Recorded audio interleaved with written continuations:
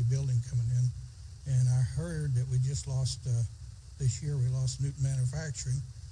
And what my question would be to Donald Trump is, what can we do to bring the manufacturing jobs back to the Midwest?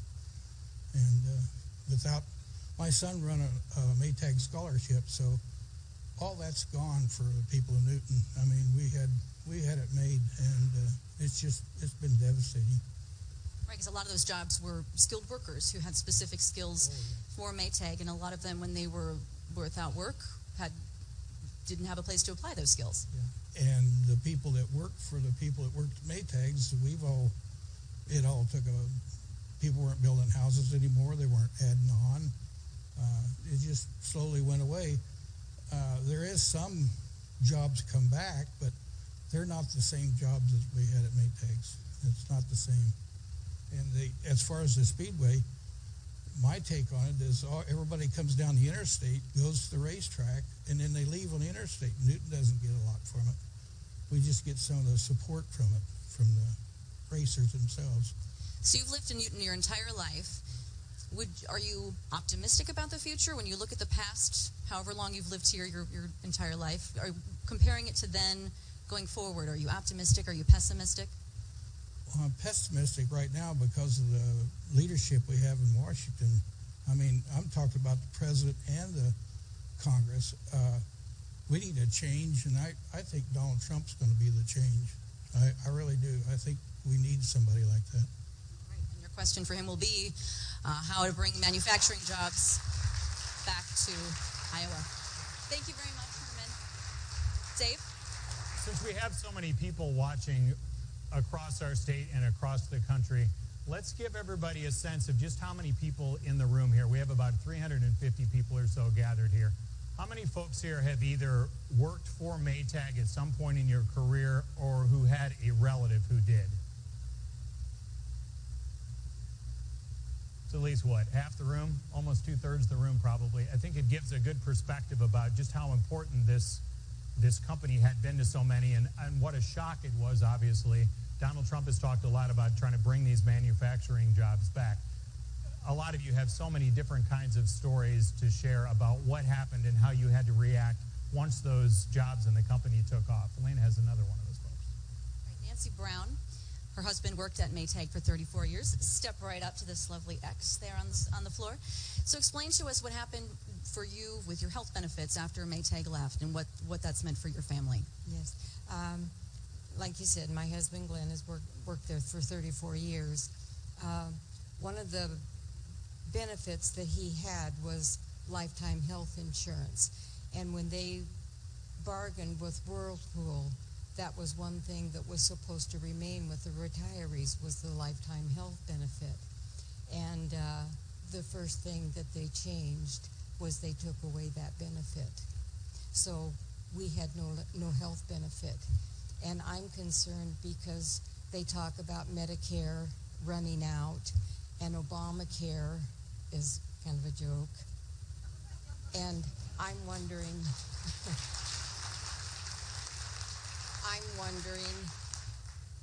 what he has for a plan for retirees that are living on a pension and Social Security. And when he walks in those doors, we will ask him that question. Thank you very much for sharing that with us, Nancy. All right, thanks, Lynn.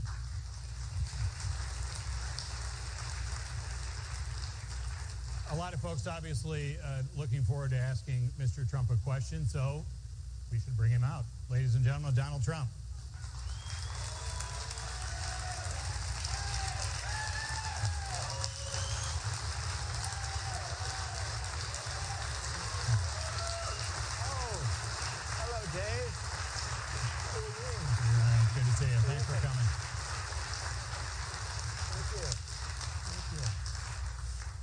Mr. Trump clearly wanted us to test our improvisation here today. Right. Nothing like live TV. You never did that on The Apprentice. You had a tremendous lot of wind out here today. We had some time. We'll get to wind energy. That's something this town is banking on in the future. Let's talk a little bit about your background, if you would, here first. Obviously, our focus this week is about the squeeze the middle class feels these days. Clearly done very well in your life.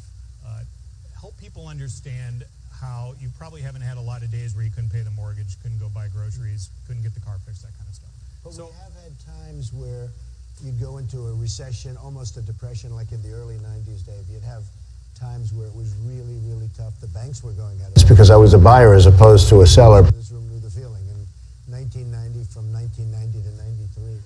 And the farm crisis here in the 80s. You had a farm crisis, a very big one. And we had a real estate crisis in really the early 90s. And 6 or 7 years ago, there was a crisis, too. That was a positive in one sense because I was a buyer as opposed to a seller. But you can have some very bad times. Even if you do well, you can have some very bad times. Be working, and they're not. And that was really, I always say it was devised by politicians to make themselves look good.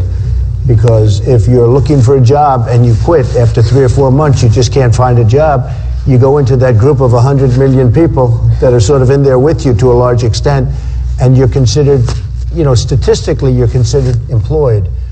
So we've had so many tremendous crowds, and we've had it both in Iowa, New Hampshire, no matter where we go. And believe me, if the number was really a 5.2%, you wouldn't have the kind of receptivity that we're having. People are hurting. There's no question about it. Throughout this show, we've been sharing a few of the stories about the folks who maybe had worked for Maytag, and more than half of the people in this room have either worked for Maytag over their life or who had a family member who did. Clearly, that was a huge part of this town for so long. They've been able to replace those jobs. The challenge is, how do you replace those jobs with the money folks used to make? Well, and I know something about this town because I saw 60 Minutes 4 years ago, 5 years ago, and I felt very badly. You have some wonderful folks in this town, and I've gotten to speak to 4 or 5 of them. I helped a few of them, I hope. I hope it worked out well. Did it work out well? I don't know where they are. Did it work out well? But I just felt badly. I do that sometimes if I see something, but it really made an impact on me because I've been so much into trade. For 10 years I've been talking about it, how our country's being taken advantage of, how we don't have the right leaders, we don't have the right negotiators. China is taking a tremendous advantage. In the case of Maytag, they went to Mexico and I guess to South Korea too, also, as an adjunct, but mostly Mexico. And it's just incredible. How does that help us? How does that help this country when you have a town like this, a place like this that's so great with such great people, and they leave? And I read, frankly, that, your washers, dryers, I used to buy them a lot. Maytags, they would buy them for laundry rooms and buildings and things, and incredible product, and they lost their way and moved out and really lost their way. So somebody thought they were going to save a couple of bucks by moving to Mexico. It didn't work out so well. This town, once Maytag left, had to look for, and clearly there was no realistic way to find such a big employer like that. Right. As we look across the world, companies just seem to keep gobbling up others and getting bigger and bigger and bigger. So aren't we just going to keep seeing more stories like this? Well, unless you bring the jobs back to this country, and that's what I'm all about. I mean, all of a sudden, the last couple of weeks, and especially since Paris, I've had a couple of themes with what I'm doing. One is very, very strong borders and very strong on illegal immigration, which also affects you in terms of jobs, but very, very strong.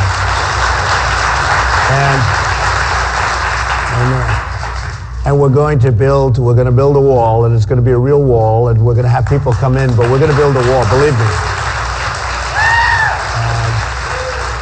We're going to release a blueprint for this wall? And walls work. I mean, look, you just ask Israel, 99.5%, it's like, it works if you do it right. If you have the walls that we have walls that are this type. Did you ever see where they build the ramp and they go over the wall with a Jeep that's loaded up with drugs? And I mean, the whole thing is ridiculous. We build real walls, okay? And it's going to be done for the right price.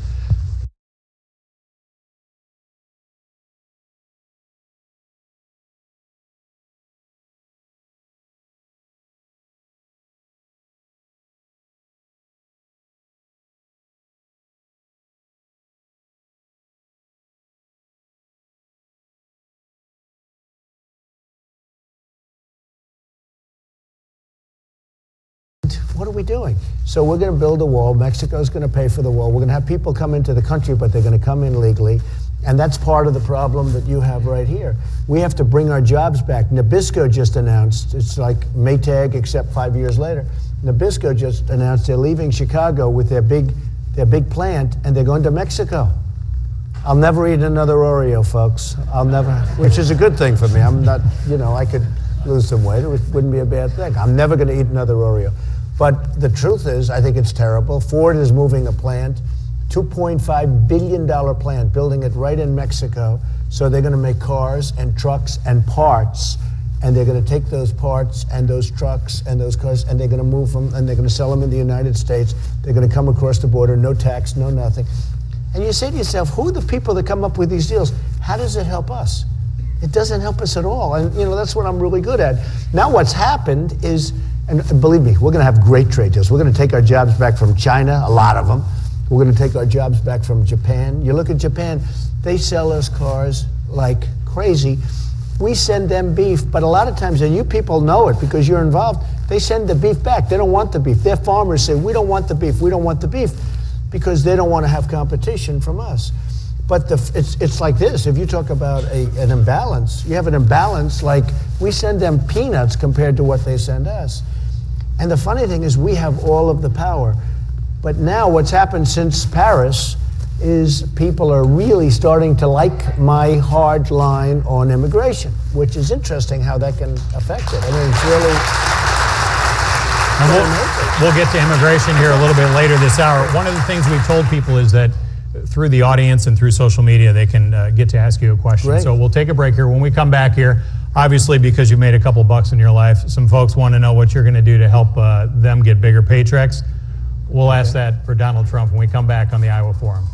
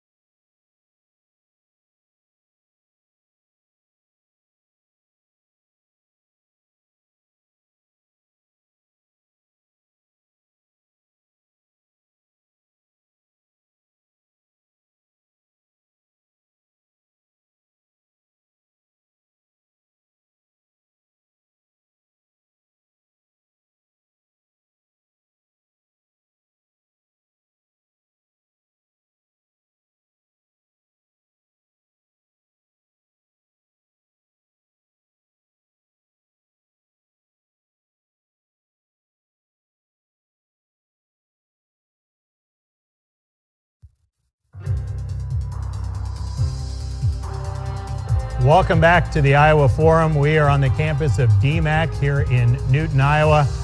Our third guest of this week, Donald Trump. And this is all about the economy. It's all about jobs. Of course, talking on this campus, we have to talk about the community college system. DMACC has a system all throughout this area of our state. So I want to bring back our colleague, Lynn Melling, with a man who knows this community college system. That's right. I'm standing here with Rob Denson, president of DMACC. And do you have a question for Mr. Trump? Well, welcome to Des Moines Area Community College. Thank you very much. It's an honor to have you here. You're the 5th presidential candidate that we've had the opportunity to host, and it's important, and it means a lot to have you here. We hear and see that there are about 3 million very good jobs currently open in the American economy where employers cannot find the level of skilled workers that they need. Most of these jobs are middle income or middle skilled jobs requiring more than high school but no more than a 2-year community college degree. On the other side, we've got millions of individuals that are working 1 or 2 jobs, low-paid jobs, and what they need is financial support so they can come back and take advantage of the training programs that we have so they can take these very good jobs that are sustainable wage and good benefits. As president, what would you do to help connect these low-income, hardworking individuals to the training so that they can get into a great job? Well, we'd work with them. You know, one of the things that I see in this country is a lot of people have lost hope. They've lost their spirit. They've lost their mojo, you know, to go out and go to the community college. Your reputation is a great reputation. And to go to those colleges where they can really go to that next level. And I think one of the things, and it's so important, we can talk economics, we can talk everything, but one of the things is we have to give people their spirit back. We have to give people hope. Because right now, and you see it all the time, where people don't feel that there's any chance, that they don't have a chance. And they don't want to go to the college, they don't want to go to your college or any college because they don't feel that, you know, even if they go through it, and even if they can get through it, which some of them can't and some of them can, but they have no real hope out there. And one of the things that I was hoping to see, because frankly, I'd love to see it if he would do it, but it didn't work out at all, it turned out to be the opposite, is President Obama, I thought he'd be a cheerleader at least. At a minimum, he'd be a positive source in terms of getting people and really cheering them on. And it's turned out to be just the opposite. He's become a great divider, and it's been very divisive. We have to give people spirit. We have to give them hope. We want to tell them, come on, go out and get there, get through the college. And after you go through the college, we're going to get you the jobs. I will provide the jobs. I will get the jobs. Believe me, we're going to be taking them back from other places that have them. We are just... We make the worst transactions, the worst deal. You know, you can, just as an example, Dave, you can take a look at the Iran deal. Well, all of our deals are like that. The trade deals are just like that. That's a good example. Because we're giving them $150 billion. They're doing self-inspections. I mean, they're going to inspect themselves. At 24, we don't get our prisoners back. You have these 4 wonderful people that are in prison right now that don't deserve to be. They're not supposed to be. They did nothing wrong. And that's the way we make deals with trade also. I used the example of Sergeant Bergdahl, who was a traitor. 6 people died looking for him. And we got Bergdahl. They got 5 people that they wanted desperately for the last 9 years. And they're back now on the battlefield trying to kill us all. So we have to give spirit and bring spirit back to the country. And I see it when I go around. The people that come to my events have such incredible spirit and talent and everything else, but you go outside of those rooms sometimes and you'll see people and they're down and out and they don't feel good about the country. They don't have that esprit de corps. So we're going to change that, and I think it'll have a big impact. Would you have any ideas as to financial assistance for low-income persons so they can pay their tuition, books, while they're going to school? Well, the only way you can do it is you have to start some governmental program, because and you have governmental programs right now. And one of the questions I get asked more than any other question when I go to colleges, all over, including in Iowa, where I've gone now to 3 different colleges, one of the first questions is, and the best answer is always jobs at the end, but they go and they work and they take loans and they're borrowed up and they can't breathe. And they get through the college, and then the worst thing is they go through that whole process and they don't have any job. They can't get a job. They can't get the job even that they're trained for. So we're going to have to start a program. And you know, the one program the United States makes a lot of money with is student loans. They make a lot of money with that. And that's maybe the one program they shouldn't be making money with. You understand that. So we're going to do something very much with loans, and we're going to do something especially in the category that you're talking about. because you have to get these people going.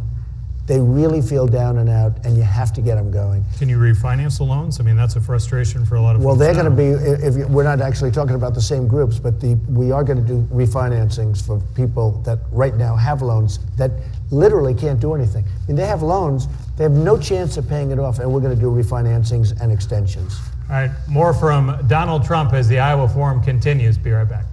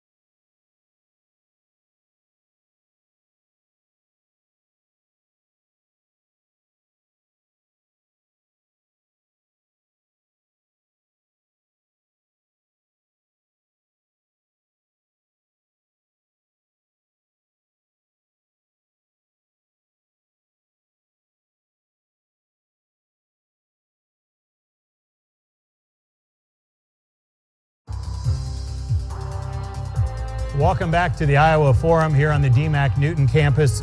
You can send your questions for Donald Trump through social media. We've been doing that throughout the day on the Channel 13 Facebook page, or you can hashtag it Iowa Forums. Mr. Trump, I wanted to give you this question from Andy McCauley from Grimes. Just had the question, how are you going to bring the manufacturing jobs back? You talked a little bit about it when you first sat down here. And Andy pointed out specifically $25 an hour. The concern is that it's tough to replace those good Maytag jobs where we are here. So maybe you can find one, but if you're making 10, 12, 14 bucks an hour when you're making 25, 30, it's a big, it's a big way down. Well, one of the things that I've done is I put in a tax plan where people and corporations are going to pay. Right now, we're the highest taxed nation in the world, and we will be one of the lower taxed. I'm bringing it down to 15%, actually, the corporate rate. And that's going to allow people to come back in. Right now, corporations are being chased out of our country because of taxes and because of very, very foolish policy. And they're really being... How do you know they're necessarily going to keep it? I mean, yeah, they can start bringing this stuff back, but I don't know, they're just going to leave it in the bank. Problem is, we have a thing called corporate inversion where they're leaving, and they're leaving for a number of reasons, because taxes are too high. And also, and very important, a lot of them have tremendous amounts. There's $2.5 trillion outside of the country. You can't get the money back. They can't bring it back into the country. And it just shows you how bad and corrupt and how really horrible Washington is. The Democrats and the Republicans agree the money should come back in. Everybody agrees. This is for 3 years. They've all agreed they can't get the money back in. So with all of that, they can't bring money back in, and they agree. So usually they don't agree, and we understand that, and it's a horror show. But they can't even make a deal when they agree, so they haven't been able to do that. So, and that'll be done quickly. All of that money, and it's going to be much more, in my opinion, than $2.5 trillion. They think it may be that. I think that's going to be a minimal number. All of that money will come pouring into the country. But when you have the lower taxes, you can start competing. And when you have money coming in, you can start competing. And areas like this should do great because you have incredible people. I know some of the people. I don't know if Dave is here. Is Dave here from Maxim? Dave? Where's Dave? Stand up, Dave. Look at Dave. Look at Dave. That's great. And I have a couple of folks, and Domino's, where's my man from Domino's Pizza? Because, so many of these guys. And a few others. And, it was very interesting because the whole thing on 60 Minutes, it was such a moving piece. I was on 60 Minutes 4 weeks ago, which was much less moving. I was with Putin. I had a piece and Putin had a piece of the show. It was much less moving, believe me. But I watched what happened with Maytag, and I watched the folks, two of the folks, and I guess I had 4 or 5 or 6 that we helped out. Some had come out of college, and we helped them get through college, and just things, and it made me feel good. But I looked at that show, and it had a big impact on me because I'm so involved in trade, and because I'm so involved in people, and it's a very sad thing that happened, I think. Iowa has one of the highest percentage of families where both parents are working in the entire country. Lynn Melling has a question from an Iowan about childcare. When it comes to childcare, Okay. How do you make this all work? Yeah, I'm here with Jill Applegate from Des Moines. Question about childcare. Hi, Jill. Hi. So 76% of Iowa's kids under the age of 6 have all available parents in the workforce, meaning that in order for parents to keep their jobs, they need accessible and affordable childcare. For a full-time minimum wage worker in Iowa, the share of their annual income needed to afford childcare for just one 4-year-old child is 53%. That's over half of your yearly income, and that's not incredible. affordable. Yeah, it's incredible. In 33 states, infant care costs more than tuition at a public 4-year university, and childcare has a really big economic benefit and impact as well, in that employee absenteeism due to childcare breakdown costs U.S. businesses about $3 billion a year. So families are struggling and businesses are hurting because childcare isn't affordable. So how are you going to ensure that working families can afford childcare so that they can keep their jobs? Well, it's funny because it's not something you hear as much about as you would think. You hear about student loans, you hear about the problems with colleges, you hear about jobs. You don't hear as much about childcare as it relates to a case like you. Do you work with your husband? You're both working? Actually, I don't have kids, but Because you can't afford childcare, Yes, right? business is about $3 billion a year. So families are struggling and businesses are hurting because childcare isn't affordable. So how are you going to ensure that working families can afford childcare so that they can keep their jobs? Well, it's funny because it's not something you hear as much about as you would think. You hear about student loans, you hear about the problems with colleges, you hear about jobs. You don't hear as much about childcare as it relates to a case like you. Do you work with your husband? You're both working? Actually, I don't have kids, but Because you can't afford childcare, right? Somebody.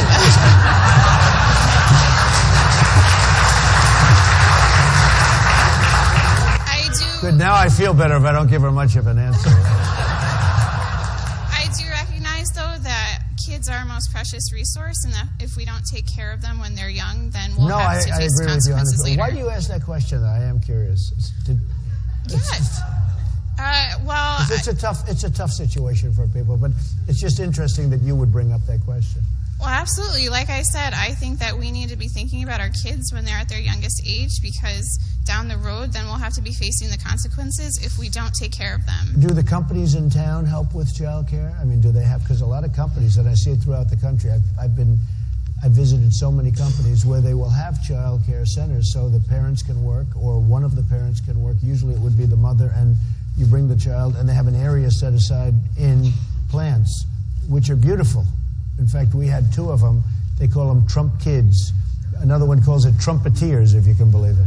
I have them. I actually have them because I have a lot of different businesses, and we usually call it Trumpeteers, and it's cute. You know, it's really a room that's a quarter the size of this, and they have all sorts of, you know, it's beautiful. They have a lot of children there, and we take care of them, and then the parent, when they leave the job, usually in my case it's clubs or hotels, when they leave the job, they pick up their child, and their child is totally safe. They even come in during the day, during lunch, to see their child. It really works out well.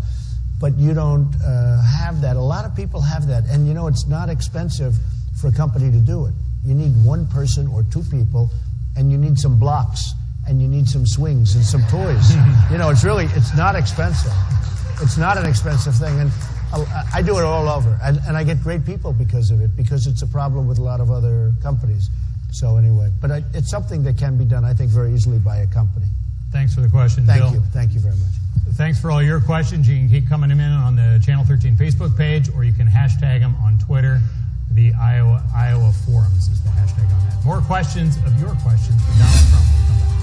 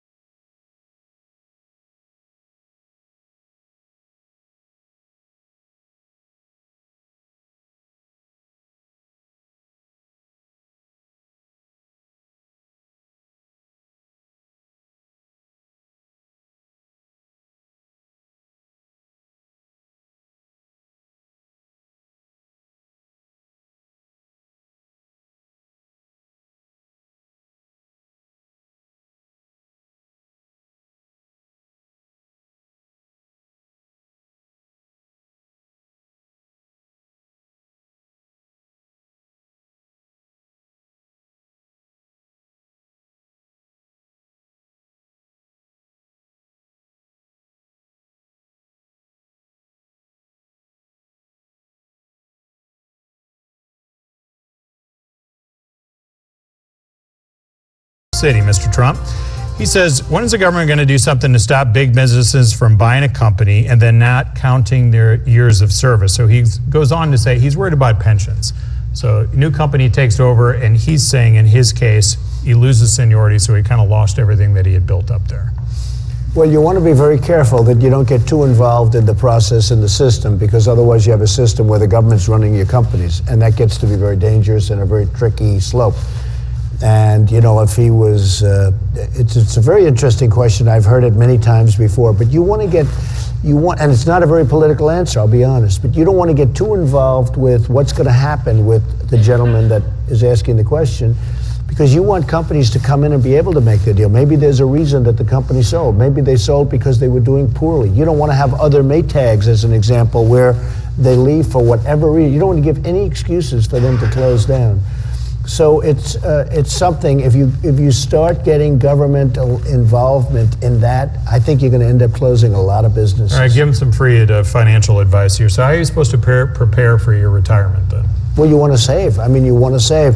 The really sad part, and I will tell you, well, you have a lot of vehicles, but the saddest thing to me is the people that really did it right, the people that got hurt the worst. And one of the things I'm really focusing on now is the middle class. We have cut the tax rate so low for the middle class because the middle class built the country more than anybody else. I mean, say what you want, but more than anybody else. And they're the ones that got hurt the worst over the last 15 years. You know, over the last 12 years, they're actually making less money now than they made 12 years ago, and you understand that. It's terrible. But we have to focus on the middle class. We have to focus on that, and my tax plan cuts the rates very low for the middle class. But the people that got hurt the worst are people in the middle class that really did it the way you're supposed to do. They saved, and they kept saving and saving and saving. And the people that didn't save, they made deals with the banks and they went all. These people saved, they got their mortgage down, they did everything perfectly well. And now they're sitting there and they've got some money and they're getting almost no interest on your money. You're getting no money if you have money in the bank. And a lot of people wanted to live off that interest, and now they're getting no interest. So a lot of the people that led the American dream the way it was supposed to be are the people that, in my opinion, got hurt the worst. We want to bring back the middle class. We want to get respect for the middle class, but we want to bring it back so that they can become our strongest group again. And it can happen. We can do it. And we're doing it. We're starting it off with a tax plan that I think is going to be great. You're going to get a big, fat, beautiful tax reduction, unless you don't want it.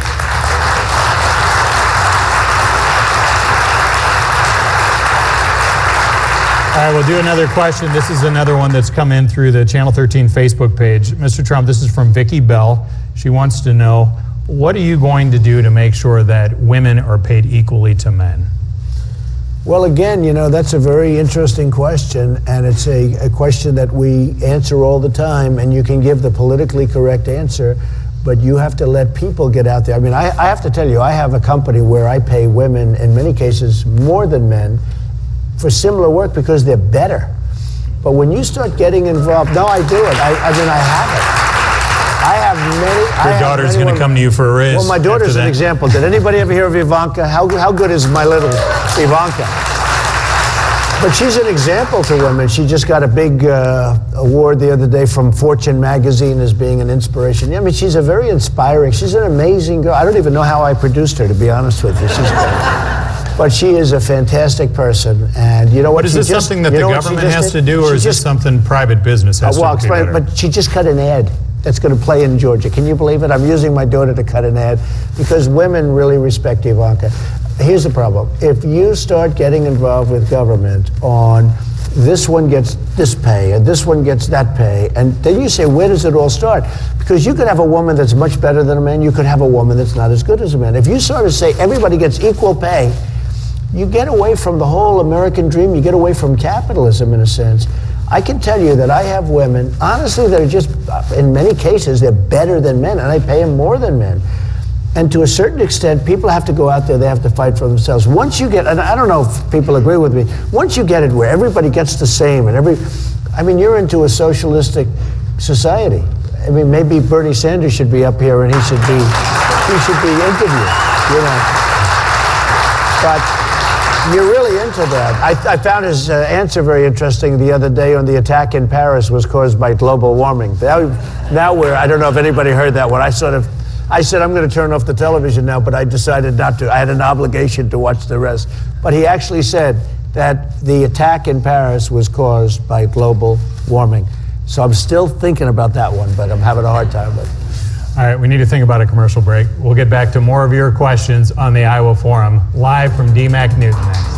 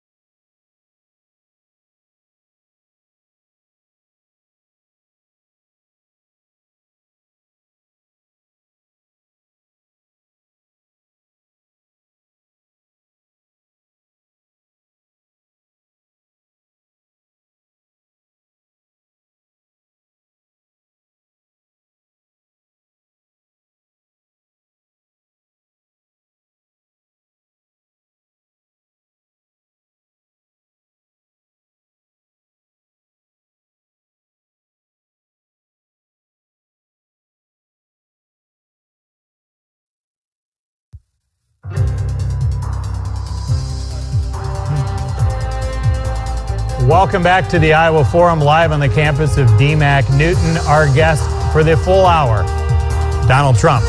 We've been getting in a lot of your questions. We want to go back out to the audience with my colleague Lynn Melling.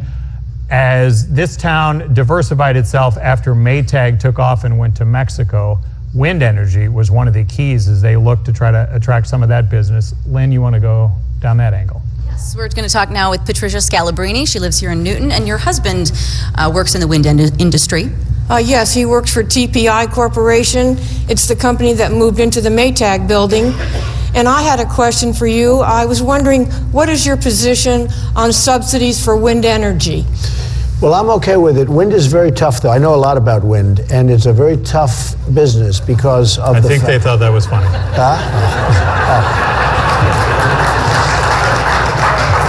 I'll take credit. I don't deserve credit. But I do. I mean, I know a lot about the wind energy. It's a tough business because, especially now, when you have oil down at $40, it needs subsidy. Otherwise, you're just not going to have them built. They're very expensive to build, and they're very expensive to maintain. And you really, they start working at $100 But when you get down into the 40s, so I can see probably a lot of people are having problems selling them. Is your husband doing the big blades? Are they doing the big ones? As big as they get, just about? The biggest I can fit him in that factory. Well, that's very good.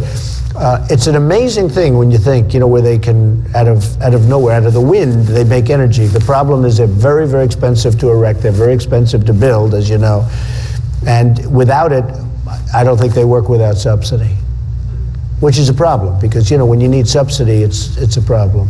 Again, when you have oil down at $40 a barrel, which is now down to, which it should have been a long time ago. You had the monopoly and there's a lot of oil around. Because of fracking and other things, they found so much. It makes it very, very hard for the wind energy business. So you're okay with subsidies? I'm okay with subsidies to an extent. I don't like subsidies when you have 19 trillion in debt. We have 19 trillion in debt. So when you have that, a lot of people aren't going to be able to. I don't know if you know, but for the last 3 years, everybody thought those subsidies would be ended. And every year they think they're going to end. And there's enough of a lobby that they get pushed. It starts to work. If oil goes up, it's great. But if oil goes, if it stays low, it's a very tough business. Okay, I want to work in another question from Facebook. Brian Wallace of Norwalk, he just asked quite simply, do you support unions? Unions were a big part of Maytag's history before they left. So I've done it both ways. I've had unions and I've had non-unions. In New York City, everything's union. 100%. You can't build a building without using 100% union. I've had great relationships with the unions. I've had no problems. And I've had great success there. It's Manhattan. And you can build a building and you build it for X dollars a foot and you sell it for more. So I've had a very, very good relationship with unions.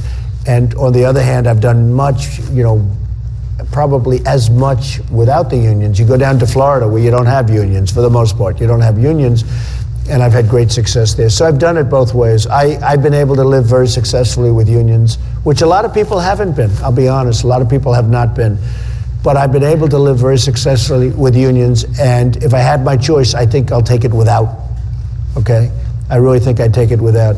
But I've had a very good relationship with unions, and I've had a very good relationship with non-unions. All right, we need to squeeze in another break here. Back with Donald Trump when the Iowa Forum continues live from DMACC Newton next.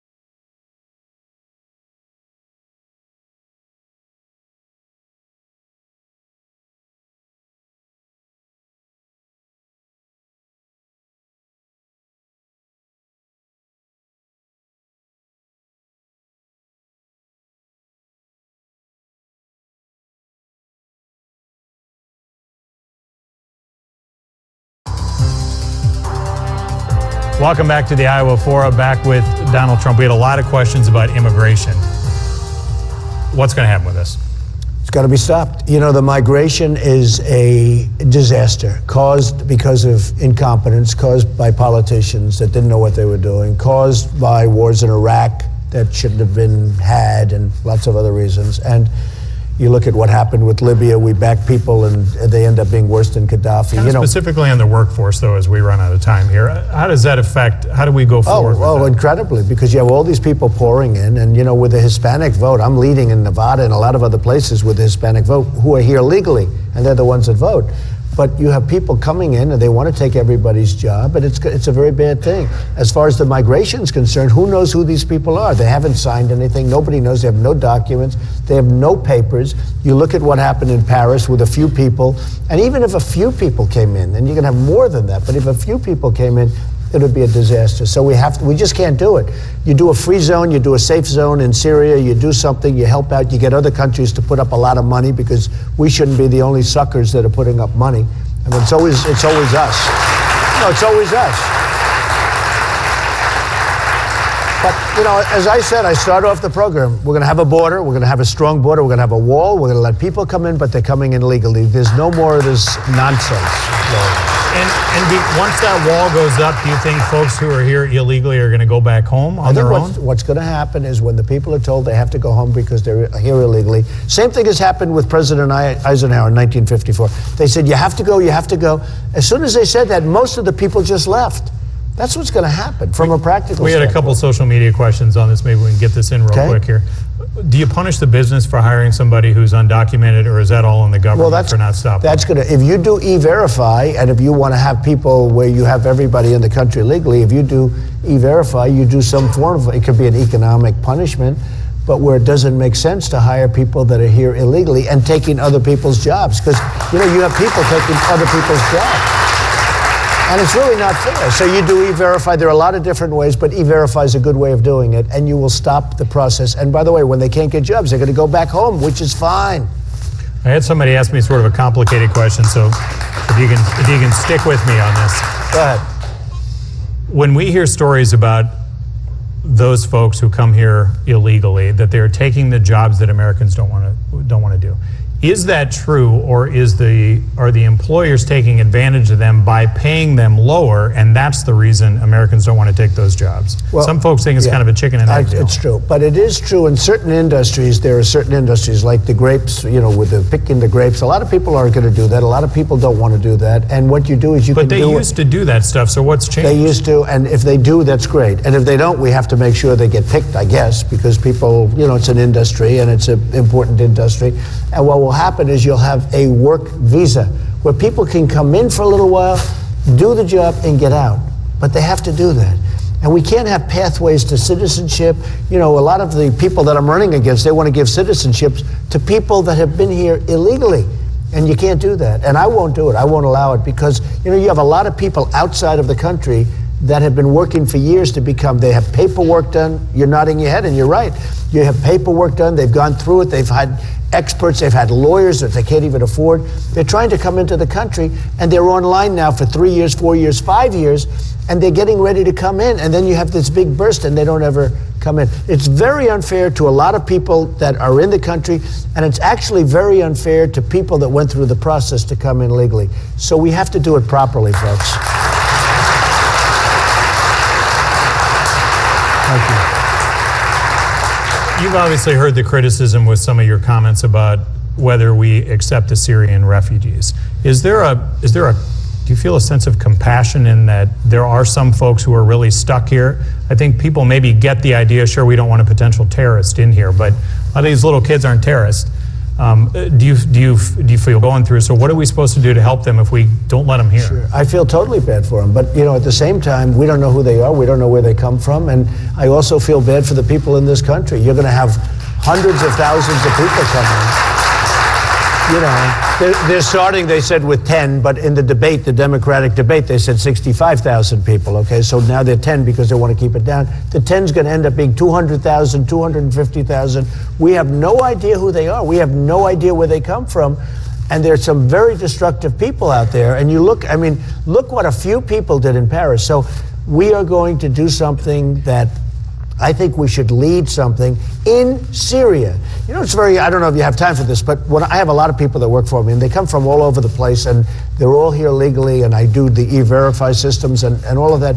But you know, when they retire and go home, even countries that you wouldn't want to go to, Dave, and that the audience wouldn't want to go to, when they retire, they want to go back home. Most of them want to go back home to their country. They love their country. True with Syria, too. And I think, you know, when that whole mess, it's a mess. When it straightens out, it'll be wonderful. But we should build a safe zone so they can be safe.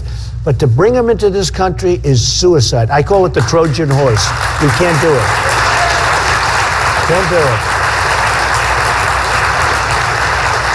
Thanks for your questions, both in person and through social media. Mr. Trump's going to take a few questions from the audience. You can watch that live stream on Channel 13. We got to get out of the way for the 5 o'clock news here. We got snow coming. Good. We appreciate your time. I may not get out. That's okay. I'd like to stay here. Thanks for being with us. Thank you, Dave. Thank you. Thank you. Thank you, everybody. Nice response, huh? Yeah, good. I'll bet Ben Carson did good. What?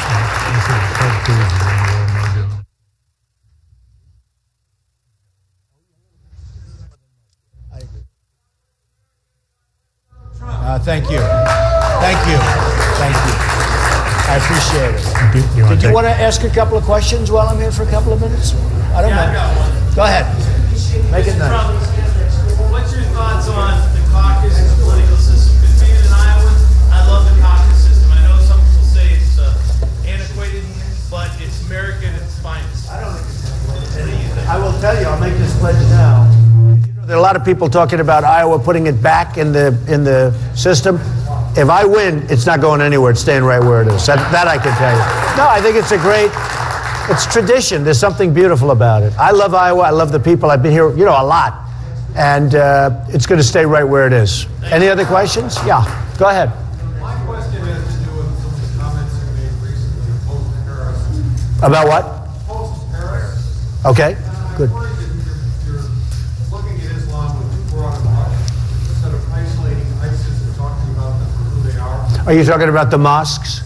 Where? The mosque comment, Yeah. bomb the shit out of them, and things that could add to our Islamophobia. Yeah. That could be a potential real problem. I understand. No, I understand.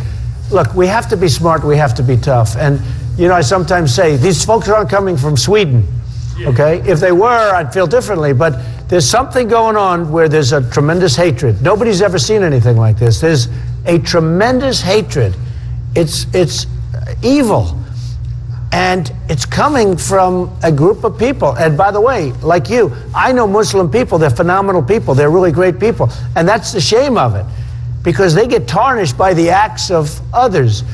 But there is a radical Islamic terrorism that's going on. You know, you look at Europe, and now the airplanes are being threatened, everything's being threatened. So we have to be very vigilant. We have to be very, very tough. There's never been anything like this before. You know, in the old days, you'd have a war, and you'd have people here, people here. Whoever has the most people left over, they win the war. Today, you don't know who these people are. They're sneaking around putting bombs in your cafeterias, on your airplanes.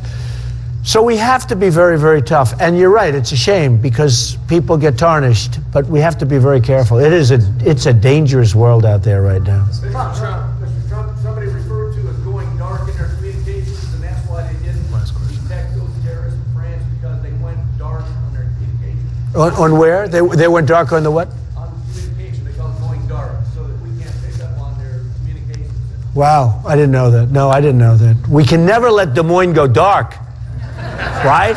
Des Moines has a lot of power. You know, you have a lot of power in Iowa, tremendous power, because of, you know, what's happening. That's why we're going to keep it. We're going to keep it that way. But you have a great deal of power, Des Moines never going dark. Okay? Yeah. I just have one question about China. China. My favorite subject is China. Largest employers here in Newton employ 700 people. Okay. Our industry does about 70 million in sales. We're actually friends with Dave McNair, and Good. actually, you're actually a new customer. Are they good, Dave? Are they good? They're okay, right? Yeah. Hey, Dave, did I do a good job for you? I really enjoyed reading your book. Good, thank you. And I really enjoyed your personal testimony about yourself and your family. Thank you. You brought up a lot of things, how happiness is not necessarily derived by money. That's true. I really appreciate that. I've That's been fortunate. I'm part of a family company. He's 113 years old. We lost several $1 million when Maytag left town. Wow. We've been lucky that we have 3 factories, one in New Jersey, one in Missouri, one here. We employ, like I said, 700 people nationwide. Good. But our industry imports approximately $9 billion worth of goods from China. Right. If we do not continue to have free trade with China, we are going to get hammered with the jobs we have in our industry. There's over 100,000 jobs in the promotional products industry, Right. of which your friend Dave McNear is part of. Right. And we're going to get hammered if we do not continue free trade. Now, You know I believe in free trade. But you know I believe in free trade. Yeah. I'm a free trade. Yeah, Iowa supplies pork, beef, Okay, right. poultry, corn, soybeans, ethanol to the entire world. Right. We're now building the best data plants for Microsoft, Facebook, 20 miles from here. Okay. We're becoming the data center, low-cost producer of the world here in Iowa. Good. Do you have anything to comment on about free trade with China? Yeah. And what we can do in the future to build that up both Sure. ways so that we Both can ways. open the markets overseas for Iowa goods and in turn bring jobs back to build more products here Right. and become a manufacturing center like my company has been for over 100 years. Okay. I believe totally in free trade, but it's got to be fair. Right now, they're negotiating deals that are so much better than ours. It's got to be fair. And, you know, you're interesting because you're bringing stuff in, but if you were a manufacturer sending stuff out, you're paying tax to China. You're paying a lot of tax, and they won't take your product. I have a lot of friends that are like you, but instead of bringing it in, they're trying to sell it outside to China. China will not take their product, and when they do, they charge them a very big tax. People don't know that. You know, it's a very unfair. They treat us very unfairly. I love the free market. I love free trade. I'm a big free trader. But I will, in my opinion, work it so that China is going to treat us fairly. But we have a lot of power over China, I can tell you. We have a lot, but it's got to be fair trade. Can I ask you one? And you agree with that? One last question. All right, then let's move on to the other room here. We got to clean the room out here. The biggest threat in the world today is nukes in North Korea. And China should straighten out that problem. Yes. But they have no respect for our leaders, and that's why they don't. And they go around and say, we don't have anything to do. China should straighten out that problem. They go around saying, oh, we don't control. With them on it. Yeah, they have total, believe me, they have total control of North Korea. Mr. Trump, Dave Yes. here. Hi, Dave. Here's what we need to do. Dave, was I good to you? Absolutely. Are you going to vote for Trump, Dave? Yeah, You better believe it. Thank you, sir. This guy, I guarantee he's not voting for Carson. Carson. Rick and I and everybody else in this promotional products industry need to work with and educate our customers to buy more American products like you have. Every single product that we have done for Mr. Trump and for the Trump campaign is 100% made in America. It better be Dave. Dave is actually doing a lot of work. I don't know if my pricing, I didn't check out the prices. Probably I'm paying him too much. I think I'm paying him too much. Who the hell cares, right? You want to invite them But to anyway, your yeah, we're having a little event, I think, right up upstairs. If you guys want to come on over. Okay? everybody. Thank you. Thank you, everybody. Thank you. Thank you. Thank you, everybody. Thank you, handsome. Thank you very much. I appreciate it. I like your tie. I know, do you like this format? I like it. Fastest you've ever seen. He's, did you hear that, Dave? This is the best he's ever seen. It's my idea. Would you like to do that?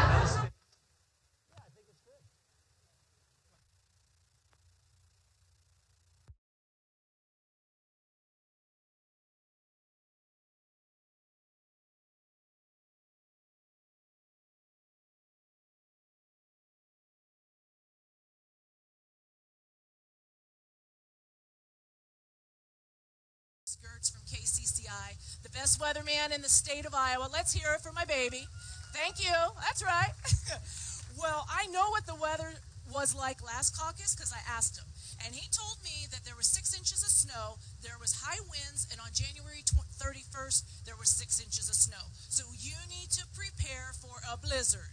You need to get a game plan as to how you're going to take your grandparents, how you're going to take your elderly neighbor, and how you're going to get yourself in your vehicle that doesn't have front-wheel drive to the caucus on February the 1st. So start planning on that. If you haven't already filled out one of those information caucus cards, we'd love for you to do that. Come on in. I see you guys. We love to have you. There's plenty of room. I'm just so excited for you guys to experience Mr. Trump the way you're going to experience him now. This is going to be a much different setting than the WHO private, intimate setting. This is going to be the real Donald Trump telling you the real facts, telling you what he's going to do to make America great. And I can tell you firsthand, because I know this man, he is the only hope that America has for making our future great again, making America great What I'm going to say is sit back, buckle up, enjoy the ride, jump aboard the Trump train, because folks, we are going places, and we are going places fast, and we are steamrolling anyone that gets in our way to the White House. So enjoy yourself. God bless you all, and Donald will be out here very shortly. Thanks again. Have a great night.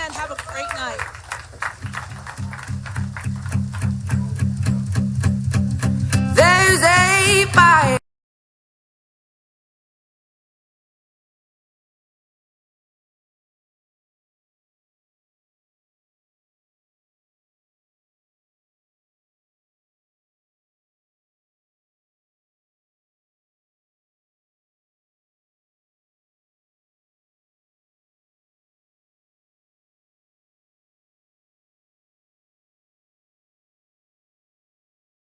I forgot to tell you is Mr. Trump, after he speaks, he is going to stick around. He's going to take, well, I don't know if he's going to take pictures. I'm not going to say that.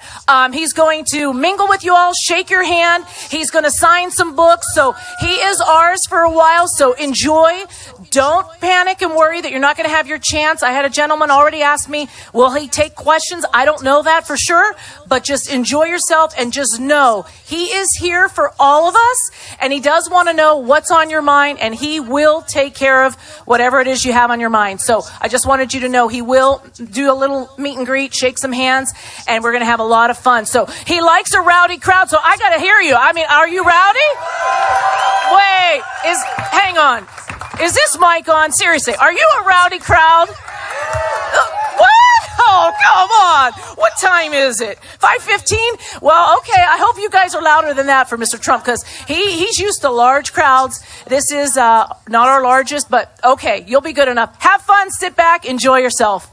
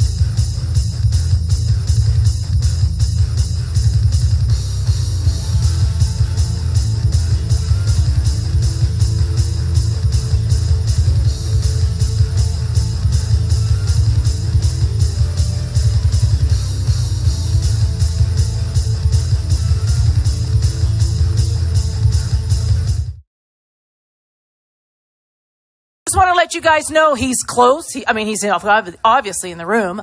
He's in the house. We know that, but he's just coming in. Just wanted to say a few things. There are some holes in the middle, so if you guys wouldn't mind just scooching in so that the people that are coming from the other room or coming from the bathroom can get in easier. Thank you. You guys are so sweet to do that. That's Iowa nice for us, right? Very good. Yeah, scoot on in, and then people that are coming in on the sides will just have an easier way, and they won't be so distracted, and then Donald won't be distracted, and you can hear everything you want to hear. Another thing I wanted to mention, as you see Chris walking around with the caucus cards, if you haven't filled one out and you want to be a part of making history, fill that out and we'll get it. Also, you can get yard signs on your way out. So look for us. This staff will hand you out yard signs for those of you that want to put a sign in your yard. We would love and welcome that. And once again, do not forget, where are you going on February the 1st? That's right. And you're preparing for a blizzard. There you go. Okay, you guys are really great. And you're voting for... There it is. Awesome. We are a great crowd already. I'll let them know that you're fired up and you're ready to go. Y'all have your seatbelts on? All right. Stick around. He'll be right out. Thanks so much. Have a great night.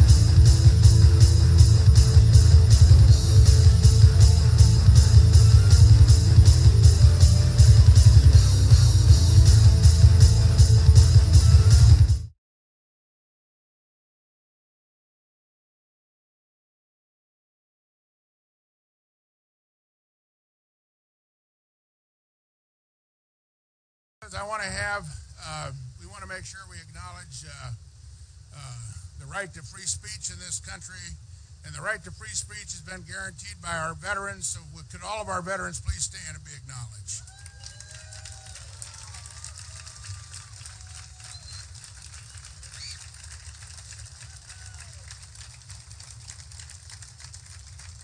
I'm one of the 230,000 veterans in the state of Iowa, and I'm very proud. It's the greatest years of my life is the 25 years I spent on active duty in the United States Air Force. And before you say anything, it was back when I was quite literally half the man I am today. I'm here to introduce a person I think that I've really come to know and admire, a person I trust. And I'm reminded often when I have the conversations with him of when I first started into this business, when I was still in the service. And I remembered a man by the name of Ronald Reagan. And I became a student of Ronald Reagan. And I remember a speech he gave in 1964 in support of Barry Goldwater, really the grandfather of the conservative movement in America. And in that speech, Ronald Reagan said, "It's a time for choosing. And man, is it ever a time for choosing." We have to make a decision on whether we're going to continue down the path of putting people in office who will continue to go to Washington and fall right back into the old thing of doing what they've always done before, being at the beck and call of special interest, worrying about what happens inside the Beltway and not what happens to you. And then we'll have a fact that we have the only special interest not represented in Washington, D.C. is you, the American people. It is my honor, my pleasure, and I can't tell you how thrilled I am every time I get to do this, to introduce the next President of the United States, Donald J. Trump.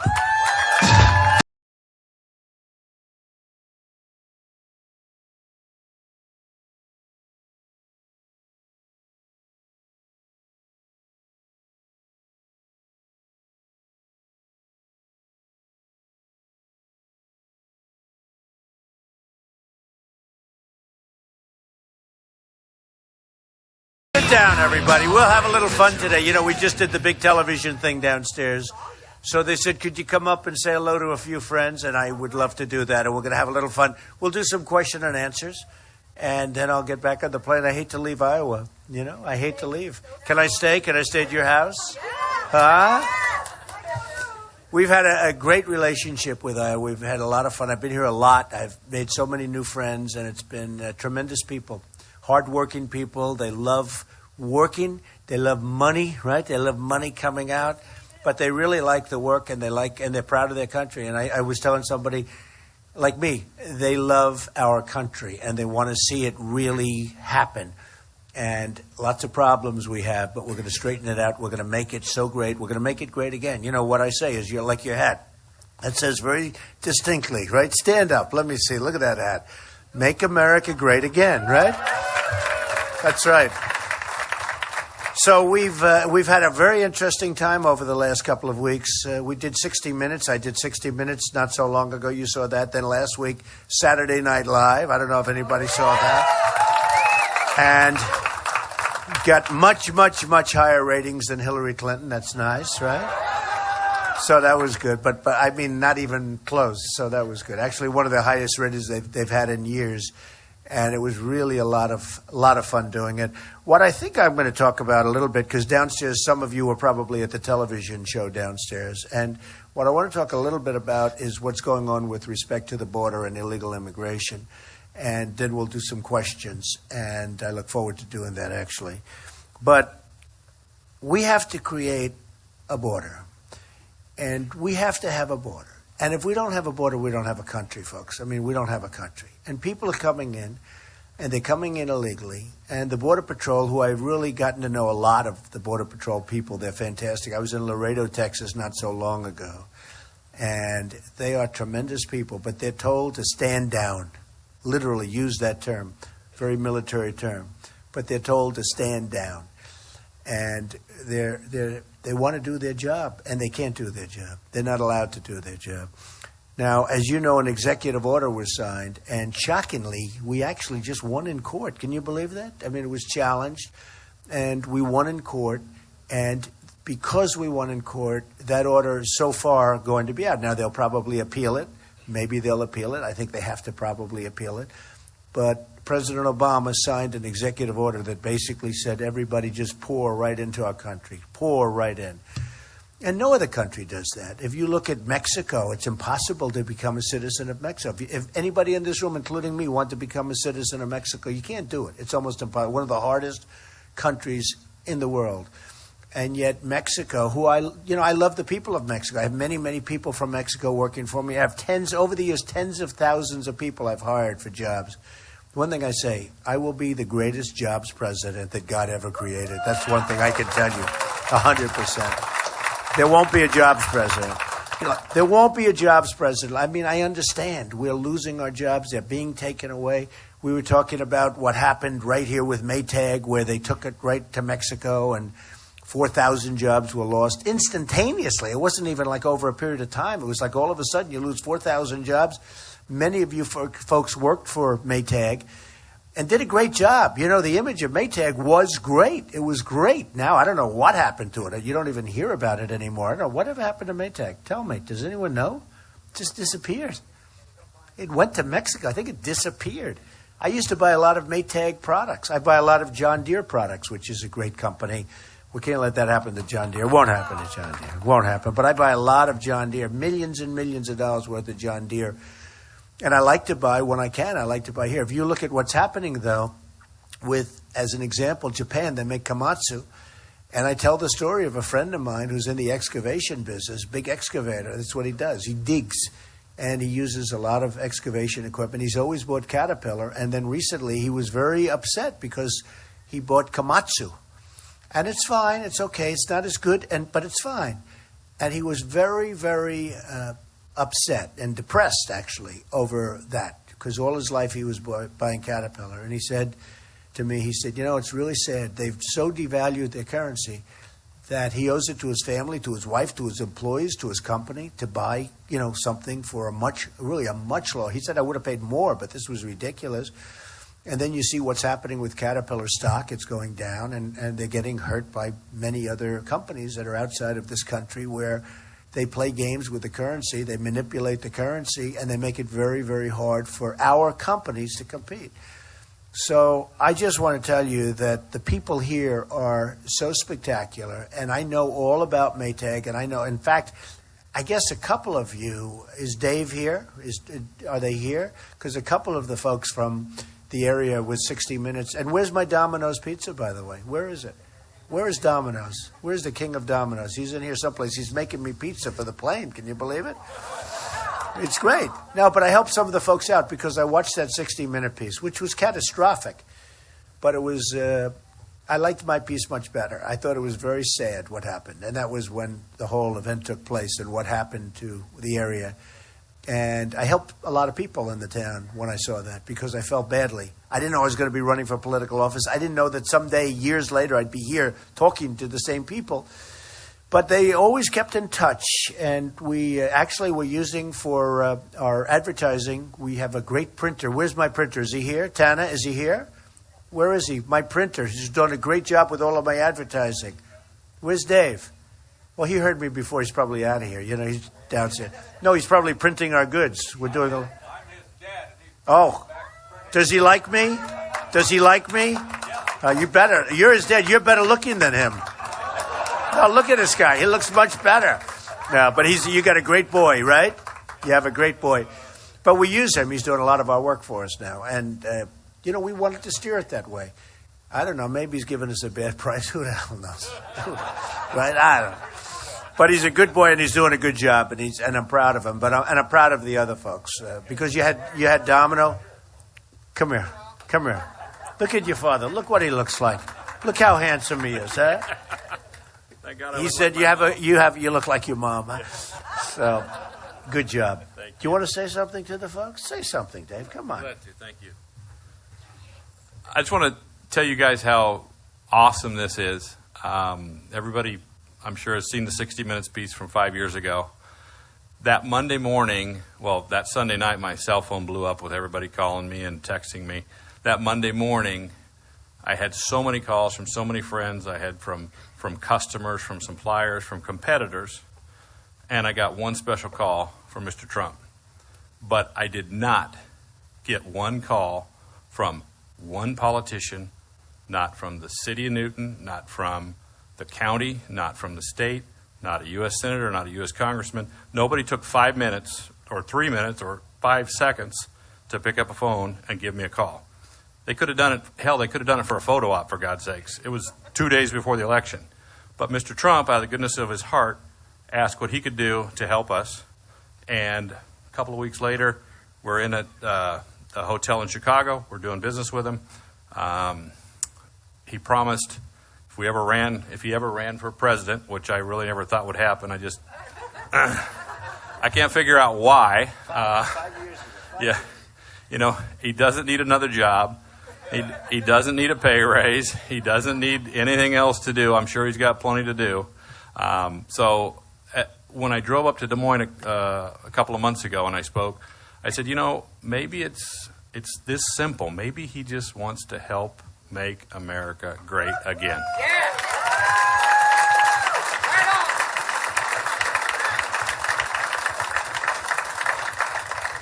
And I'll tell you one of the ways to help make America great again is everything that we have done.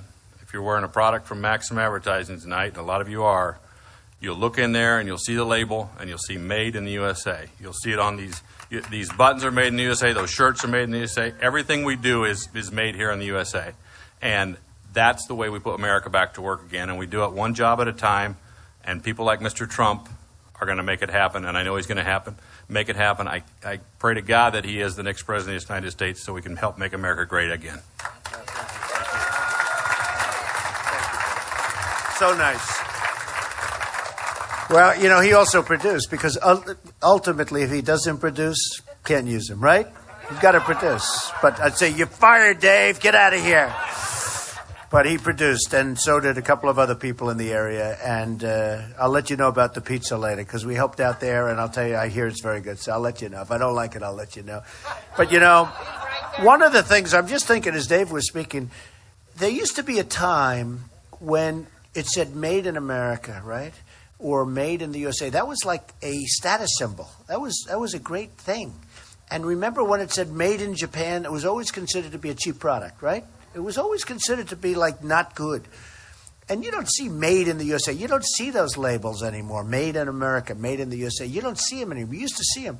But when they said made in Japan, it was incredible. My daughter was telling me, Ivanka, we all know Ivanka. She's great. And she was in Czechoslovakia because relatives.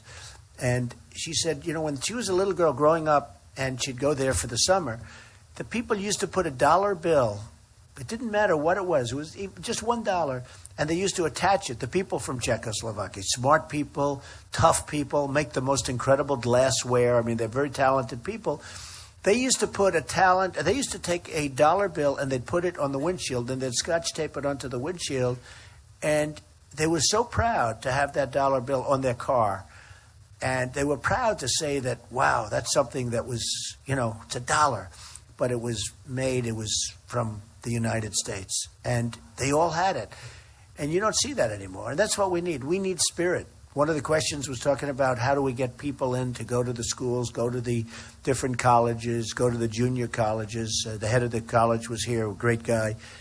And, you know, they feel so beaten. The country doesn't have spirit anymore.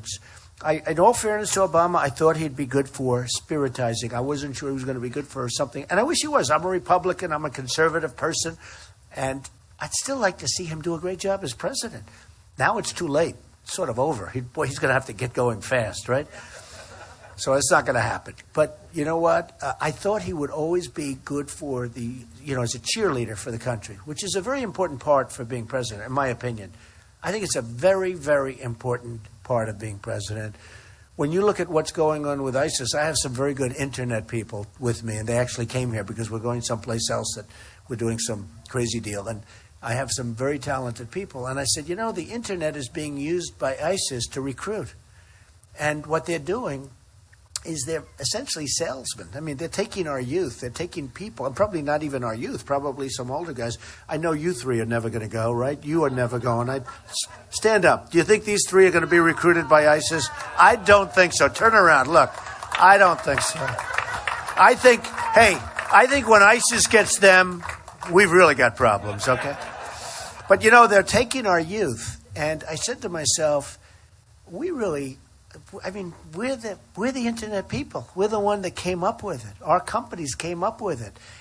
And they're outdoing us on the internet. Think of it. They have tremendous wealth. Remember, I've been saying for a long time, bomb the oil fields, stop their wealth, right? They all said, oh, that's terrible. That's so stupid to do. That's so stupid. I'm really good at this stuff. Now they're bombing the oil fields, right? Right? You notice? And I'm getting credit from some people. Most of the reporters don't, mention it. Even if they know it, they don't want to say it. But I've been saying for a long time. Now I actually took it a step further. I said bomb the oil fields and keep the oil. They won't do that because they're not smart enough to do that. They'll bomb them and people will start going back in and other people will take them. But I've been saying that for a long time, and they're doing a lot of things. You know, one of the things that I was mentioned the other day on one of the shows, Morning Joe. I don't know if you ever watched, but Morning Joe's a good guy. Joe Scarborough and Mika Brzezinski. And they were in the office, and they were doing the show, and somebody came up with my book that I wrote in the year 2000, prior to the World Trade Center coming down.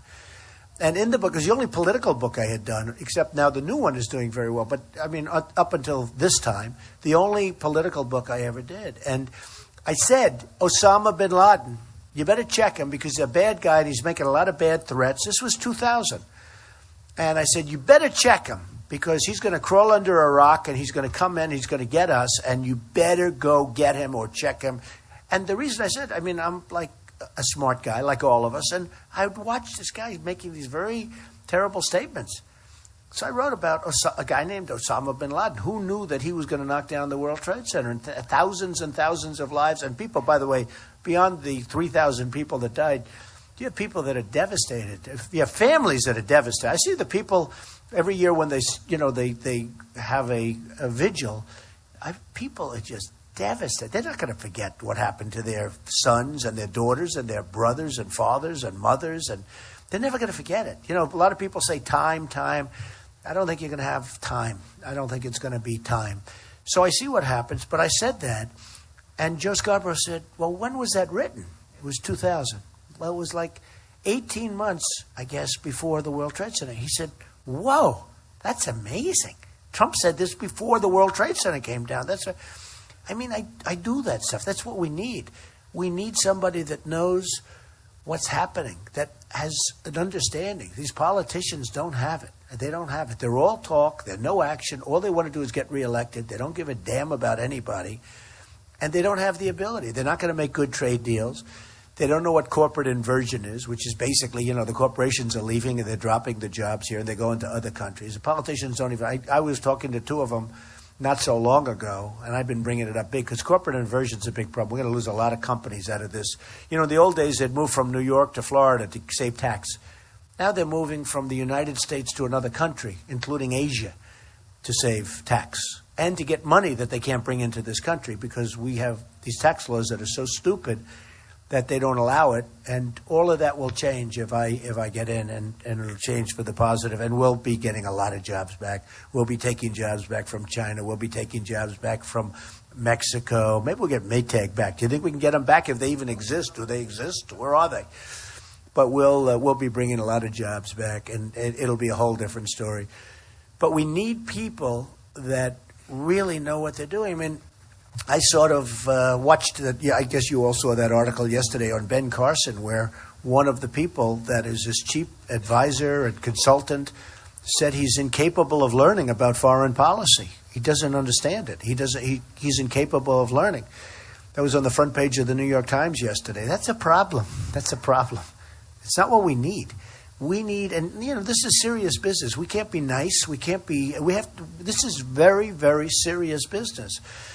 So I will only tell you that if I'm lucky enough, and this is such an important place, Iowa is so important, and I'll make this pledge right now. I know a lot of people are talking about moving Iowa to the middle and back of the pack, and you've been hearing it. Iowa's staying right where it is. I tell you right now, it's not moving. I give you my word. I give you my word. You're not moving. You're not moving. And if you win, by the way, boy, do I have power on that one. There's nobody gonna be telling Iowa you're gonna move back 12 weeks, right? So you're staying right where you are. But it's just been great being with you. Why don't we do a few questions and then you folks go home and enjoy yourselves? Yes, go ahead, sir. Yes, sir. You and I have seen each other 3 or 4 times since September. Okay. You signed my keep-off. Good. 3 days later, I showed it to Michael Oren in Chicago. Right. And he was amazed that you signed this document. And he gave me a Michael Oren dare. Okay. And the dare was, I wrote a book with a vision, a dream. I thought it was going to be for Barack Obama. I pitched it to him. He totally blew me away. That he would invite kids from all over the country on the White House grounds and ask every child in the world to root out symbolic weeds of hatred to help fulfill the vision of Martin Luther King. Last September, I even told that to Martin III in Ferguson. Totally blew me away.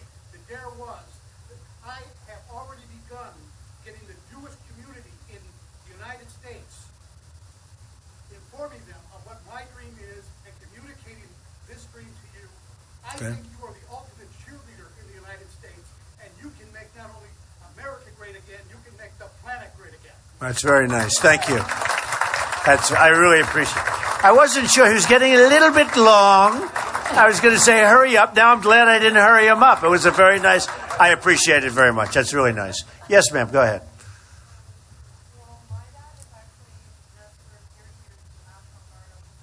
Good. National Guard. Good. Where's your dad? Is he here? No, he had to work today. That's good. Tell him I said that's what he should be doing. That's good. Go ahead. But the thing that I'm kind of worried about, knowing that my dad's in the National Guard, he was informed by kind of upper-range bosses and him that social media, big thing, everyone's involved in it, that, military families have now been very restricted on it to where they don't want you to explore, like, where you live, anything to where I don't feel safe within the country. And just kind of with Obama, he's not doing anything about it until he started making a little bit of an effort when it pinpointed the White House with Michelle. And I just think, if he was elected as president, we expect you to succeed that duty, to do everything you can. So I was wanting to know, what are your opinions on just within the week, all these Syrian refugees that we have? couple people Okay, were got just it. caught from ISIS. So I Yeah, was no, wondering- 8 of them were caught. Very simply, we can't take them, folks. We can't take them. We can't take them. It could be a Trojan horse. I looked at the migration. I see these people coming by the hundreds of thousands, and I say, they're men. They're young men. They're strong men. They look like soldiers. I say, where are the women? Now, there's some, a little bit, but not much. And I say, where are the soldiers? What's going on? Why aren't they back fighting? You know, they're supposed to be fighting for their country. Why are they leaving? And you see this mass migration. You see the problems that Germany's having. I mean, I used to think Merkel was good. I think what's happening in Germany is horrendous. It's horrendous. The crime, the problems, these towns, these beautiful towns that never had a problem, and now you look at what's going on in the towns with all of the big problems that they're having. And I'm saying to myself, and by the way, I have a bigger heart than anybody, but we have to take care of them. I don't mind helping. Let's go to Syria. Let's build a big, safe area. There's plenty of land over there. We have land that you never saw so much land. But we build a safe area, and we help. But we have to get other people to help, too. We need Germany to help. We need other countries to help. We need the Gulf states to help. They make a fortune, and they're not doing anything. They're not doing anything. They're not taking anybody. They're not spending money. It's always got to be the United States. You know, we owe $19 trillion. We don't know what we're doing. We're led by incompetent people, and we're the ones that want to lead and grab people and bring them in. We don't know who they are. They don't have paperwork. They don't have anything. We're going to have a wall. We're going to have a border. We're going to have such a strong border, and people are going to come into the country. They're going to come in illegally. It's a big thing for me. When I announced it, you know, I don't know if you know, but illegal immigration was not a big thing until I announced. When I announced, I said it strongly because I knew there were a lot of problems. And then you had beautiful Kate in San Francisco get shot in the back by a guy that's been here, you know, terrible, right? And you had so many others. You had Jamil in Los Angeles. You had the woman who was a veteran, a military veteran. She was killed 66 years old, was raped, sodomized, and killed by an illegal immigrant. And many, many more, many, many more. It's not going to happen anymore. We're not going to let it. We're not going to be stupid anymore. We're going to build this country so great, so strong. And I say it, you know, we're going to make it better than ever before. We have a chance to make it, I think, better than ever before. We're going to get a lot of your jobs back in this area because your area got devastated. And one day it was like gone. You lost 4,000 jobs. They went to Mexico. How does that help this country to allow that to happen? And the laws really gave, in all fairness to Maytag, they gave Maytag like the incentive to go. I guess if you're running a company, maybe it's the right thing to do. It destroyed this section. That's how I got to know you, by watching what destruction took place here when I'm watching 60 Minutes that night. So we're not going to have any. We're not going to be the stupid people anymore. We're going to be the smart people. You know, I've done really well. And one of the reasons I tell you, I mean, I've done really well. I put in papers that are monstrous. People are really impressed. You know, they were hoping that my company would be a little tiny company. When it turned out to be much bigger, right? It turned out to be much bigger, much stronger, and a tremendous company, very little debt, tremendous cash flows, all of the things that you need, great assets, among the great, Doral and Miami and Turnberry and Scotland. I have great assets and really iconic. And I don't say it bragging. I say it because that's the kind of mentality, whether it's good or bad, but that's the kind of mentality we need in this country. We can't continue to be a laughingstock of the world.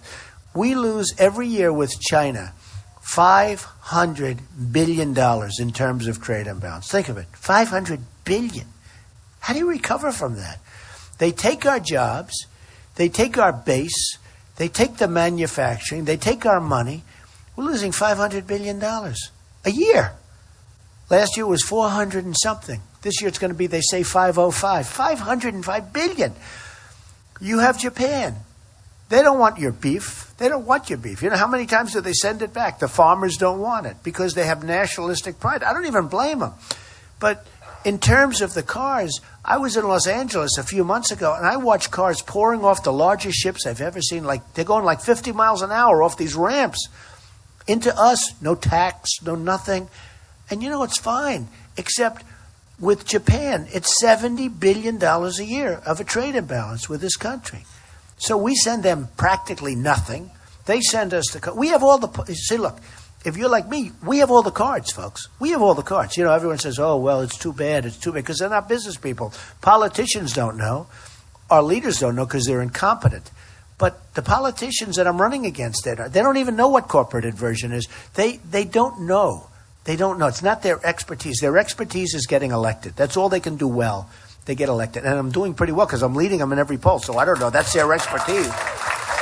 That's their expertise. But we're going to change it. And you're going to be very proud of this country. You're going to be very proud again because right now everybody's depressed. It was my answer to the man with the colleges. I said, he's a great guy. He's done a great job. But we have to get spirit in this country. This country does not have spirit. And we have a tremendous unemployment. Probably it's 25%, not the 5.2 that you read about. That's nonsense. That's put there for the politicians so they look good. You have tremendous unemployment in this country, and it's a real problem. We're going to solve it. Yes, go ahead.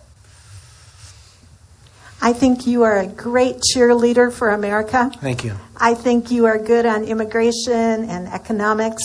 I am wondering where you stand on giving money to Planned Parenthood when they have the atrocity of selling baby parts. Yeah, I'm against it. I'm for defunding Planned Parenthood very strongly. Okay? And that's really that's been such a big subject lately, especially when you're looking on television and you're seeing, some of those clips that are terrible. So I am totally for defunding, but we shouldn't be giving to Planned Parenthood. Yes, sir. Go ahead.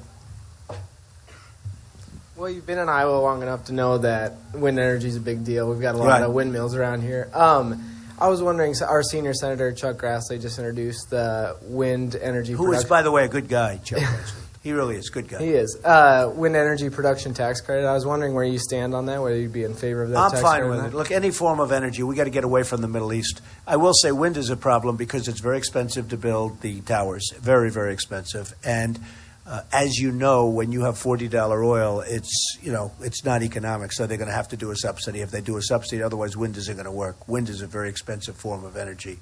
And it's got problems of storage and lots of other things. But I want to see whatever you can do. Ethanol, I'm totally in favor. I want to see whatever you can do we have to get away from the Middle East. Now, the good news is with the fracking, it turned out with all of the modern technology, over the last 5 years, we never realized it. We're sitting on a gold mine. And we have enough energy under our feet now to take care of us for many, many hundreds of years. So that's so great. We never knew that. 5 years ago, we had no idea. We thought we were going to be reliant on the Middle East and Saudi Arabia. We still should have kept the oil when we left Iraq, right? We should have kept the oil. We didn't do that. Our geniuses didn't do that. They said, how could we do such a thing? But we are a very rich, potentially very rich country. Wind will need subsidy. It's going to have subsidy. Yes, sir. The Carson campaign?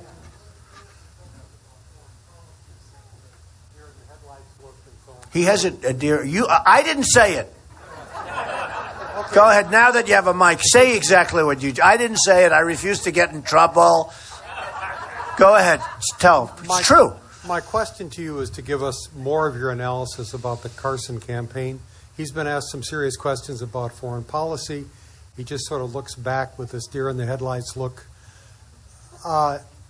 Is his campaign going to go into free fall now that it's been exposed how little he knows? I think it is in free fall. I think if you look over the last week and a half, 2 weeks, and maybe I helped it along by making a speech 2 weeks ago, which I thought was a really good speech. I was very proud of it. I spoke for about an hour and a half with no notes, right? Anybody there? All right? I spoke and it was a good speech, but and some people thought it was great, and some people thought it was not good because they thought I was too tough. But they were the ones that only watched little snippets because it's a web. It's like a chess game. And I talked about the Carson campaign, and I talked about it with respect. I'm just saying what he said. First of all, yesterday, as you know, in the New York Times, you saw that piece, but it's all over the place. I mean, it's all over that his and I said it before. His consultant said that he is incapable of learning foreign policy. They were exasperated. We can't have a man incapable of learning foreign policy. Can't have it. They said he was incapable of learning. That's devastating. I mean, this thing is, we love our area, our towns, our cities. We're going to be involved with foreign policy for a little while, folks. We got to get rid of that cancer out there. There's a lot of things happening, and we have to be really good and really sharp on foreign policy. or we're going to have bigger problems than we've ever had. And you understand, I think when I say that, you understand. You're the one that brought it up to me. But then you go into the book, and what I did, and I'm just going to go quickly, but, he wrote a book a while ago before he was going to run for office, and he said he suffers from pathological disease. Pathological disease is a big problem. That's not a curable disease unless you're taking medication. So he's suffering from pathological disease. And he said, he's had pathological temper, pathological disease in the same sentence. And I said, that's big. I said, do the people of Iowa know? Because the one person that's staying with me in the polls in Iowa, not elsewhere, not anymore. By the way, the new polls come out, I'm doing great. Do you know in Massachusetts, 48 for Trump, and I think it's 9, right? It's 9 or something for whoever's second, not Carson. But you know why that is? Because Tom Brady likes me. I'm telling you, Tom Brady said great things about me, so that helps. When you're in Massachusetts, if Tom Brady says good things, that helps. And he's a great guy. Tom Brady's a great guy, by the way. And he is a seriously good quarterback. Do we agree? Yes. You could use him on Iowa and or Iowa State, but not doing badly, right? Boy, could you guys use him. Iowa's doing very well, and Iowa State's doing good. So anyway, but when you talk, just to finish off, so I talked about that. Then I said, he wrote about he tried to hit his mother over the head with a hammer. I said, what's that? I'll bet nobody in this room did that. But he tried to hit his mother over the head with a hammer. I said, what? And I'm seeing this. And then I see that he hit his friend in the face with a padlock. Boom, really hard. And then I see that he went after another friend with a knife named Bob. But it turned out it wasn't Bob, it was another name, and now they're trying to figure out who it was.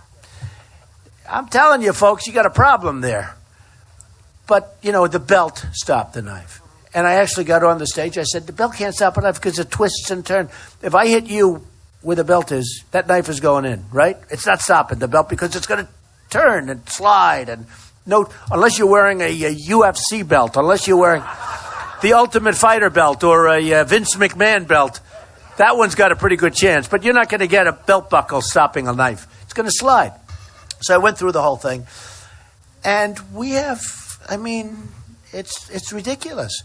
And remember this, in order to have credibility, he said these things happened. So when I first heard this, I said, no, you mean he's saying it didn't happen? He said, no, he wants them to have happened. You mean he wants to be known that he went, because otherwise he loses credibility. Well, it turned out that Bob is, it's not Bob. The whole thing is a mess. And hey, folks, you have him doing pretty well in the polls, not me. But I'm glad you asked that question, because the question is, it's a strange thing that's happening. Although I do hear I'm number 1 in Iowa again. But I did lose my position for a little while, and I wasn't exactly thrilled with that, folks. I wasn't happy with it. Anyway, we've had, by the way, over the last 48 hours, actually since the last debate, because we did well in the last debate, and we've had tremendous polls come down. Really strong, really, really strong polls. We've had some 38 to 20, 38, I think there was one 42 to like 19, 18. And it was in Carson in second. It was, some other people that I'll start doing a number on them, because believe me, lightweights, you don't want to have them. You don't want to have them. So anyway, we've had some tremendous polls come down. Go ahead. Did you have a question? Go ahead. Mr. Trump, yes. You don't have to worry about me, because you got me. The main reason is I am, just like what Sam was talking about, and my brother here, one of the 379,000 Iowa veterans that have served in the United States Army. Great. The main thing that I've done ever since I come out of the military is worked and served for veterans in my own state. And being a past senior vice commander for the Veterans of Foreign Wars Department of Iowa, when you started talking about the American veteran being treated as a third-class American citizen, I want to know, how can you really help us more and more? Because even myself, yes, the VA takes care of a lot of issues, but dental, I got Agent Orange in Vietnam. I have extracted all but 8 of my own teeth by hand. Wow. Because the VA will not do it. And I will have to have dentures. And this is things that you You took them out yourself. I pulled them all out with these 2 fingers. He's got more guts than I have. So he's a veteran. What can I do? And wow. that's part of life. But we need that help, and that's what I've been battling for. So how can you help change the VA healthcare? Well, and one of the reasons I think you feel the warmth is that, I've been the strongest by far toward the veterans. Our veterans are being treated in many cases worse than the illegal immigrants that are coming in.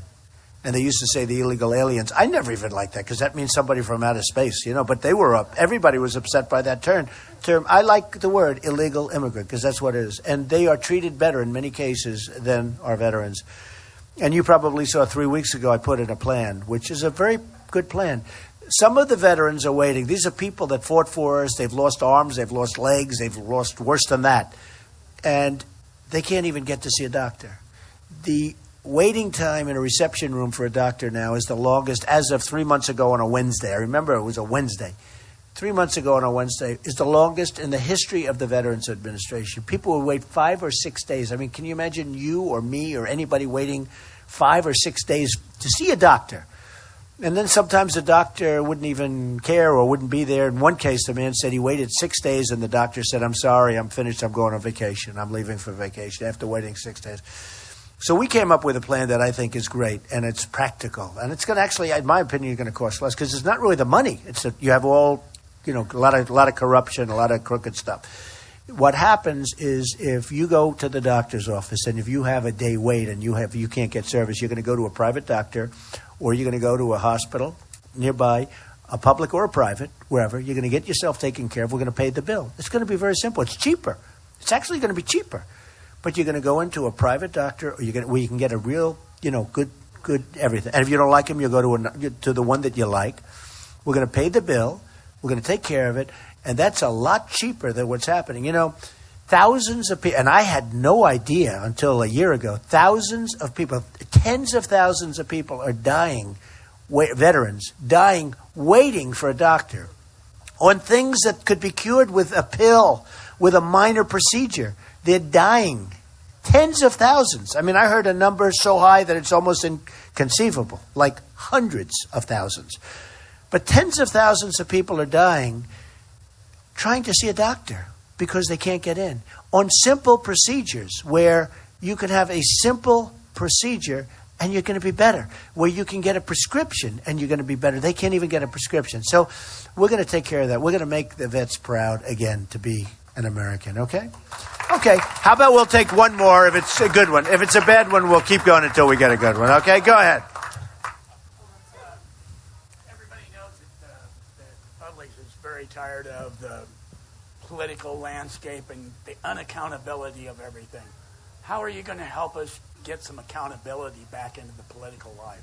Well, we're going to get accountability. And, again, I've never been a politician. I've been a huge jobs producer. I've produced tens of thousands of jobs. I've built tremendous projects all over, big businesses and projects, mostly projects, real estate deals.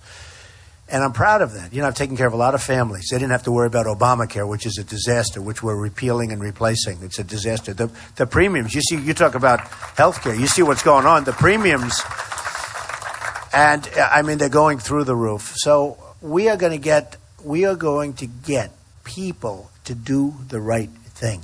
And we can't elect another politician. I know these people. It's not going to work. It's not going to work. I've dealt with politicians all my life. I have nothing against politicians. I said in the other room on the television interview, I said they want to get, the thing they're really good at is getting reelected. And I've dealt with them all my life. I've done very well. If you can't do well with a politician, then you shouldn't be in business, okay? I've done great with the politicians. Now I'm on the other side. I'm self-funding my campaign. I'm putting my own money in. These guys are all using these super PACs. We sent 9 or 11 letters out. We don't want super PACs. We sent letters to these super PACs. I could have so much more money in terms of, I have more money than all of them anyway. But it's my money. But Bush has like $100 million. Bush. He's got all. Let me tell you, he's totally controlled by the people that gave him that money. Bush. So is Rubio. Rubio's totally controlled by the people that gave him the money. Do you know yesterday Rubio was in California doing a fundraiser for himself? Instead of going in, they had a very important committee meeting for ISIS and what's going on with the whole Homeland Security thing. And Rubio was in California doing a fundraiser. He's missed more votes than anybody. His attendance is abysmal. And he wants to be, if I were from Florida, I mean, this isn't your problem, but we elect this guy who's ambitious, and you elect him senator. Then he doesn't show up to vote. I'd be damn angry. And interestingly, in Florida, I'm killing him in the polls. I'm killing him. But I can understand it. If I were from Florida and I elect this guy and he's never shows up to vote because he's campaigning, and other people campaign and they go in and vote, more than him at least, but I would be very angry. But yesterday, with what just happened in Paris, he's out in California and he's raising money so that he can buy ads so that you people can see how wonderful he is, right? And he's out there raising money, and he's not going to Washington to learn about Homeland Security, and he's on one of the committees. I think it's outrageous, I'll tell you. I'm so sick and tired of politicians, and I think it's why I'm doing well. I mean, I can be more politically correct than anybody. Hey, look, I went to Ivy League school, and I was smart. It was a good student. It wasn't hard for me. It was like all of the stuff. But I'll be honest with you. I think that it's now time. This whole thing with political correctness, and I always say, you don't see Merry Christmas anymore, right? Because it's not politically correct. Guess what, folks? When I win, if I win, when I win, whatever, I will tell you, we're going to all be saying Merry Christmas again. That I can tell you. We're going to be saying Merry Christmas again. Okay? So I just want to thank you all. Look at this. I remember him, right? Come on. All right. Chuck and the guys back there in the back wanted to let you guys, one, to thank Mr. Trump again for his time and for coming here, which we appreciate. Let you know that there are brand new, made in America, That's beautiful. Trump Make America Great caps again. I got something out of this. Yeah, absolutely. That's beautiful. Brand new buttons. Where is that? And made in America right here. Cap. Wow. Yep, absolutely. That one's for you, by the way. You paid for it. I did. That's beautiful. And also, Mr. Trump ordered pizza in. There should be Domino's pizza out there from everybody from Scott, and Mr. Trump ordered that in.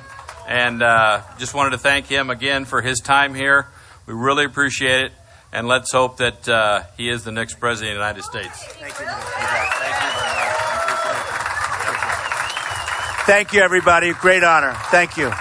Thank you very much.